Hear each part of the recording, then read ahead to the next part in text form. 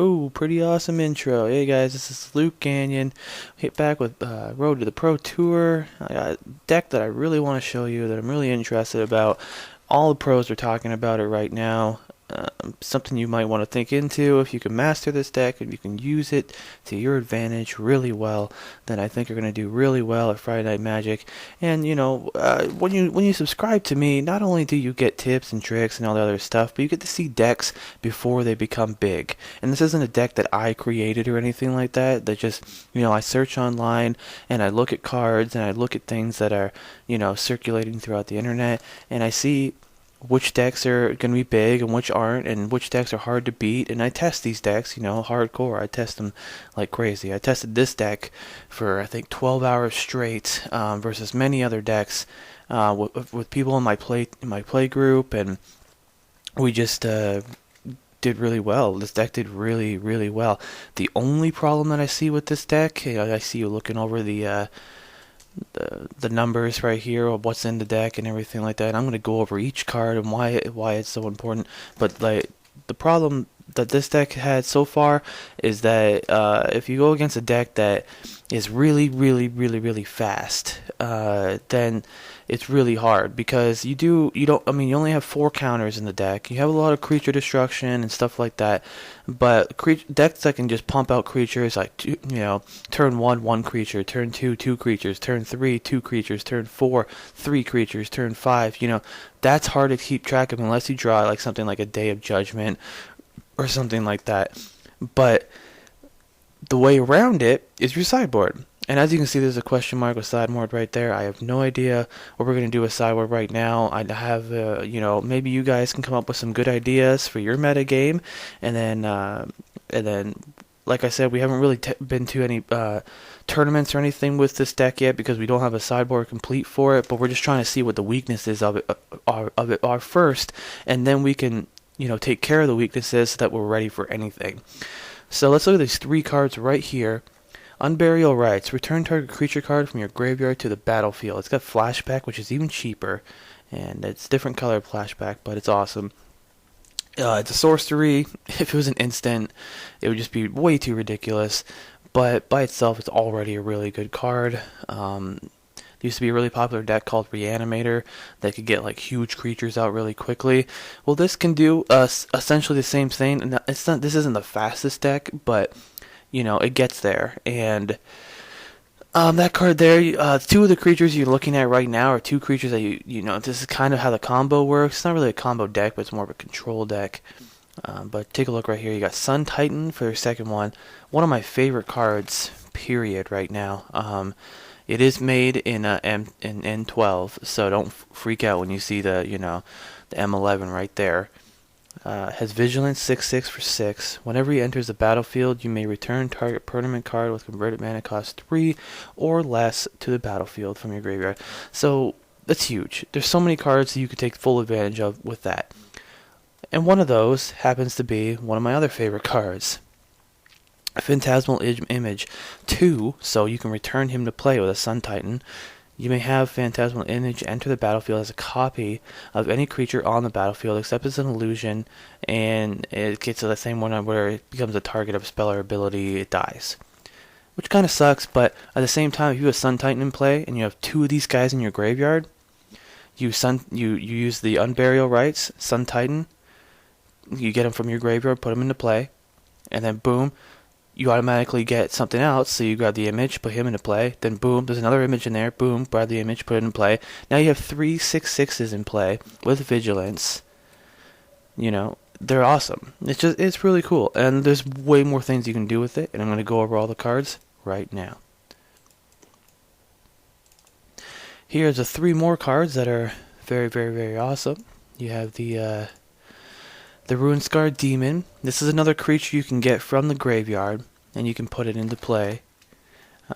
So when it's a 6/6 for 7 flyer. When he enters the battlefield, search your library for a card, put it into your hand, and then shuffle your library. I like this card because there's a card called Diabolic Tutor for 4 mana, and it's pretty good. Diabolic Tutor, but let's say for 3 more mana you get a 6/6 flyer. That's not bad. Now, I wouldn't hardcast this guy in a dire situation. If I top decked him and I had to hardcast him and he was my only hope for survival, yeah, I'd hardcast it. But this is also, you want another card to get into your graveyard, so you can bring him into play, and you can Diabolic Tutor when he comes into play, and then you can go and grab, whatever you want. You can grab anything for your deck. You can grab one of the images, you can grab whatever you need to really get the deck going. So it really opens up your deck to possibilities. I think we only do 2 of those guys in the deck. Next card here, Grave Titan.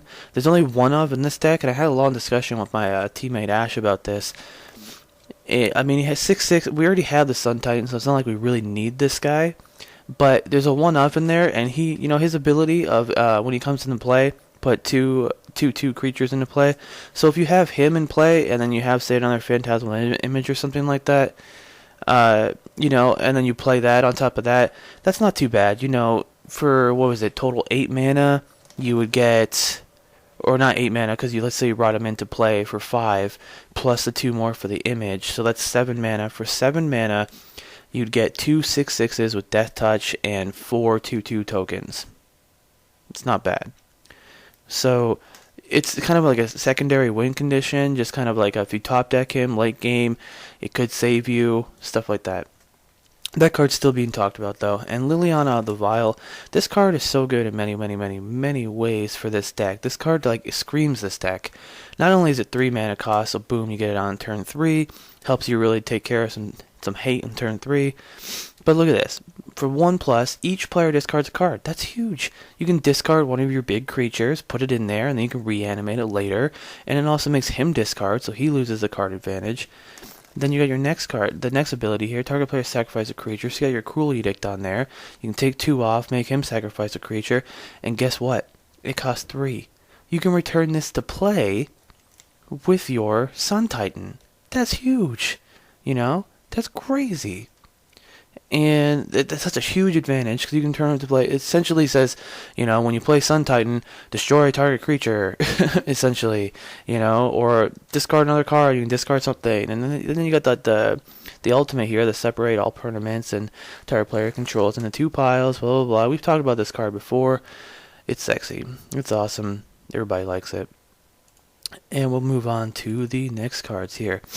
Now, here's where things get a little interesting. Here's where you can kind of see how things are going to go down. You get Snapcaster Mage, which is huge. He can be used with all these cards here, well, except for like an enchantment or whatever.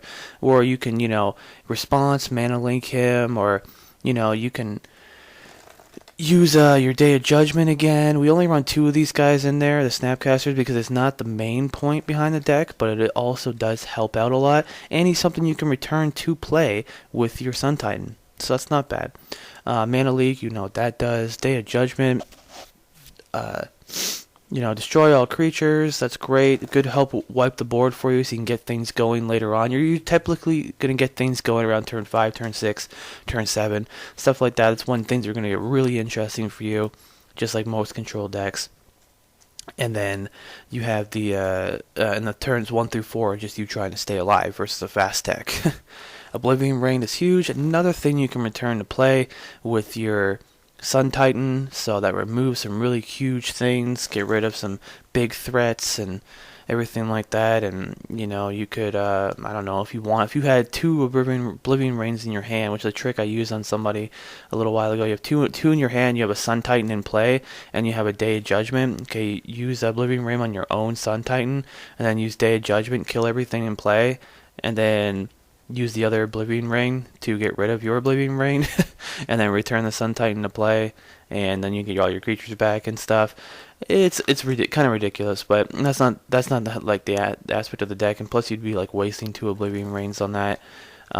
So I wouldn't really go with that strategy, but it's something you can do, I guess. Forbidden Alchemy, huge card. It's on the bottom right there. 3 mana. Look at the top 4 cards of your library. Put one of them into your hand, the rest in the graveyard. It's another way you can get things in the graveyard. Plus, it has flashback. Awesome. It's pretty good. I like it.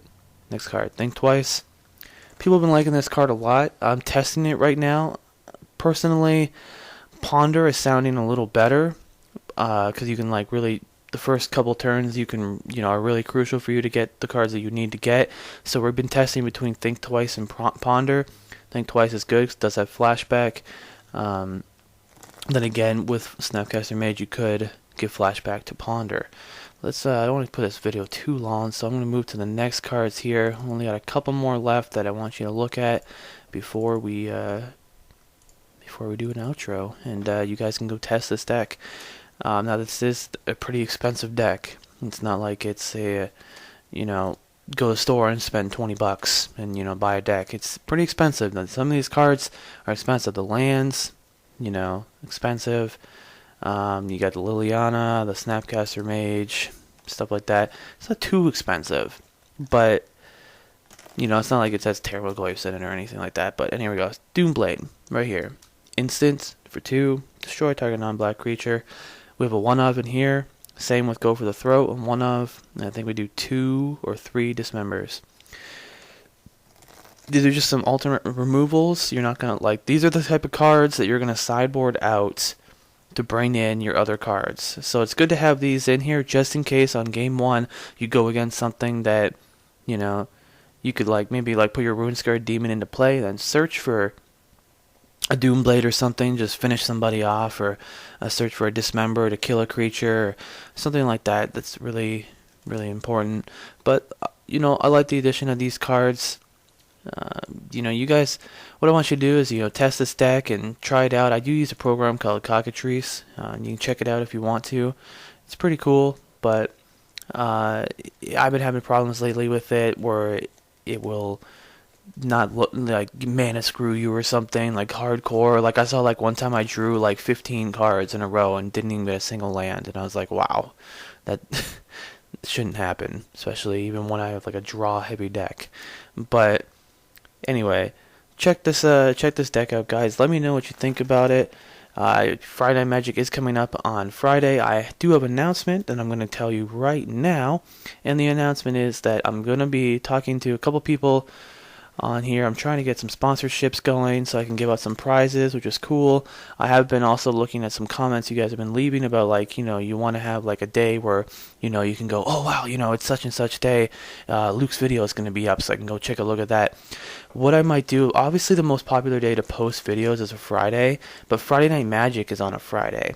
So I think in the beginning of the week I'm going to do something like this, where it's a constructed deck that you can take a look at, and maybe you can test it throughout the week and then maybe use it on Friday for your Friday Night Magic.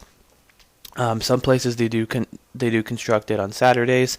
So if I put in the beginning of the week and I put a constructed deck idea in the beginning of the week, and then maybe on Friday and Saturday I'll go with Friday nights. I'll do drafting stuff, where I can put a video out talking about drafting and what I think are cards that are good and what I've been seeing lately, so that when you go on Saturdays or sometimes Friday late nights, you can also draft some of the stuff and get some kind of those tips too. I'm just trying to put videos out there when I know people are going to be looking at them, but I also want to put videos out there when I know they're going to be useful to you, because there's no point in putting a video for Constructed out on Friday night and then you get home from Friday Night Magic and go, wow, the video's there now, I wish I knew that before, I wish I knew that this deck was going to be there and everything like that. So that's just a little update on everything that's going on, guys. And if you guys like I said, I do use Cockatrice and I don't have Magic Online. If anybody knows where I can get free Magic Online, or you can let me use your account or something to test things out, just don't really have that much money right now. I'm looking for any support you guys can give me, because I'm trying to build up my set again, my collection again. And I will tell you, the best way to build up your collection is to go to drafts like crazy. Because if you win a lot of drafts, you get a lot of cards. And you get a lot of cards, you build up your set, you can trade those cards, such and so forth. But unfortunately right now I'm having a hard time coming up with the money for drafting cards, because I just moved up to Canada back with my family, and just trying to get things situated and life back on track. But anyways, guys, this is Luke again. Sorry I made this video so long. I just had a lot of things I needed to talk about. I hadn't made a video in a week, so I had a lot of stuff I wanted to talk about. But let me know what you think about this deck, and please subscribe, please comment, please like, all that good stuff. I've only been getting good criticism from everybody, and I love it. And I really appreciate you guys subscribing, and I'm going to try and get some prizes out to you very soon. If I can get some sponsorships, or maybe some viewers can help out, or anything like that, that would be really awesome. Well, anyways, guys, take it easy. I'll see you next time.